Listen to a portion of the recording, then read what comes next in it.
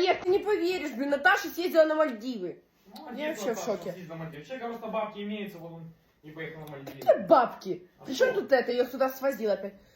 О, господи, такие фоток повыставляла, я не знаю, 10 штук, блин, разных. Что за фотки? Не, ну отец Широ. Ты шо, тут купальник такой, просто нитки одни.